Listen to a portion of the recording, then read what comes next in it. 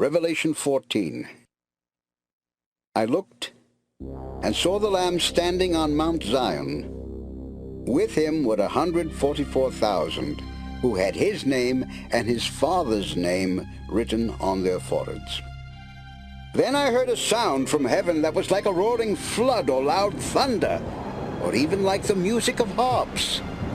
And a new song was being sung in front of God's throne and in front of the 4 living creatures and the elders. No one could learn that song except the 144,000 who had been rescued from the earth. All of these are pure virgins, and they follow the Lamb wherever he leads. They have been rescued to be presented to God and the Lamb as the most precious people on earth. They never tell lies, and they are innocent. I saw another angel. This one was flying across the sky and had the eternal good news to announce to the people of every race, tribe, language, and nation on earth. The angel shouted, "Worship and honor God. The time has come for him to judge everyone. Kneel down before the one who created heaven and earth, the oceans, and every stream." A second angel followed and said, "The great city of Babylon has fallen. This is the city that made all nations drunk and immoral. Now God is angry, and Babylon has fallen." Finally, a third angel came and shouted, "Here is what will happen if you worship the beast and the idol and have the mark of the beast on your hand or forehead. You will have to drink the wine that God gives to everyone who makes him angry.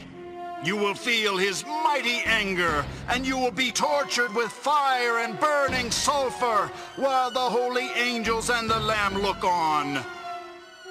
If you worship the beast and the idol and accept the mark of its name, you will be tortured day and night. The smoke from your torture will go up forever and ever, and you will never be able to rest." God's people must learn to endure. They must also obey his commands and have faith in Jesus. Then I heard a voice from heaven say, "Put this in writing. From now on, the Lord will bless everyone who has faith in him when they die." The Spirit answered, "Yes, they will rest from their hard work, and they will be rewarded for what they have done." I looked and saw a bright cloud, and someone who seemed to be the Son of Man was sitting on the cloud. He wore a gold crown on his head and held a sharp sickle in his hand. An angel came out of the temple and shouted, "Start cutting with your sickle! Harvest season is here, and all crops on earth are ripe!" The one on the cloud swung his sickle and harvested the crops. Another angel with a sharp sickle then came out of the temple.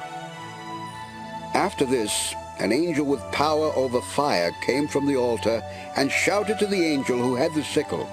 He said, "All grapes on earth are ripe. Harvest them with your sharp sickle." The angel swung his sickle on earth and cut off its grapes.